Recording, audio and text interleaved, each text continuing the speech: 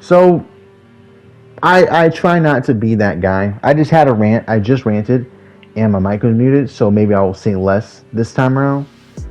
And I'll have my thoughts a bit more formulated this time. But I still feel the same because I literally just talked about it. So as you can see, we have yet to upload part 2 to the Naruto playthrough. And you're probably wondering why. Did the game crash? Am I not allowed to show certain parts? No, none of that yet. Here's my issue. So in this game, they got the league battles, they got tournament mode, they got versus battles, online, character customization, practice mode, they got history, they got the original story that they had with this dude named, I think, Taguse, who's, I don't even know what his motives is yet, but it's an interesting story no less, and the main character in the game is Boruto. But when you play as Boruto, you actually get to play as different characters. You don't have to play specifically Boruto's because you're inside of a video game, which is cool. But then there's also stuff happening in real life as well, so it's very unique. You know, I like it. I like where they're going so far, and I'm very curious to see how it plays out. But the history version of the game, however, that mode of the game, you go through Naruto and Naruto Shippuden, and you experience the whole story essentially. Now, me being a huge Naruto fan, you see it with the profile picture, you see it in the outro. I really like this. I really like Naruto. So it's not going to be hard to entertain me by having me play as, you know, my favorite characters in the show and re-experience different moments. However, if the first, second, third, and fourth versions of the game, and maybe even the Boruto game that they made that wasn't really a Boruto game, it was just like DLC for 4, if those versions of the game are better than the 5th version of the game, which is supposed to be a combination of all of them, I don't think that's good at all.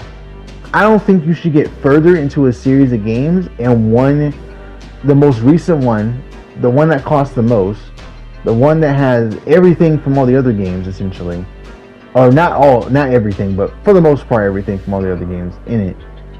It should be the best version of the game, right? Graphically, looks great. I have fun playing it. The gameplay feels pretty smooth. I prefer the way how things are operating in the first game, aside from being able to tag in and out, right? Which is added in the I think the 3rd or 4th game, where you can actually tag in and out. And I think that was a really cool addition to the game, right? To be able to tag in and out. But if I'm going to be re-experiencing the story, dude, let me have fun with it, right? Here's what I mean.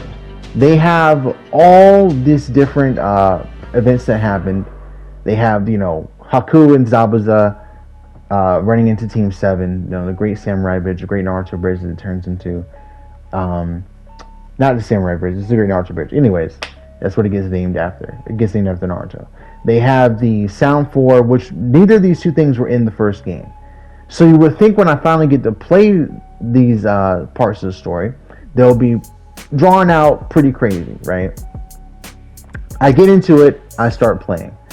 And right away I noticed I could literally play it outside of this mode and it would be virtually identical, aside from maybe like, win with 60% of your health remaining, win with a throw, win with a ultimate jutsu technique. You know, it's honestly not that different from playing outside of that mode. So I'm like, okay, well, when it ends, it'll be different. Well, we get to the ending, you get to do a boss battle, and that's cool. But the same boss battle is in the first version of the Storm series, and it's a lot better in that version of the Storm series. You get to play it in 2 different ways. From my memory, you get to play it on really, really easy difficulty in the first or second chapter of the game, and there's also like a bonus where it's like incredibly hard to do because you do 3 boss battles back to back to back, and the quick time events are really hard to do, and it was incredibly fun to experience. In this game, it's not all that. In fact, they take certain parts out and even replace them with other things. And maybe you could argue they might have had different stuff at the time, different materials that they used at the time, which is why they can't do it in this one. And I would believe that, but it literally almost looks exactly the same, except they changed like how the graphics look a little bit, and they added a new attack that Shikaku does, right? and even slowed them down a lot. And again, you could argue that since it's the first part, it's going to be easier naturally, right? Okay, whatever. Why, when I'm playing this, am I not having more quick time events, right? There is multiple boss battles in this chapter. Fighting Haku and Zabuza, fighting Orochimaru. Now in the first game didn't have it, but in the second one you think they would. You think they, or in the second time you get the experience, you think they would have way more stuff to do. They didn't really do anything, bro. It's almost a nothing burger. Like, I could not play it and it wouldn't matter. It wouldn't feel like, damn, I should really play that. I should try it out. No, I don't really care for it.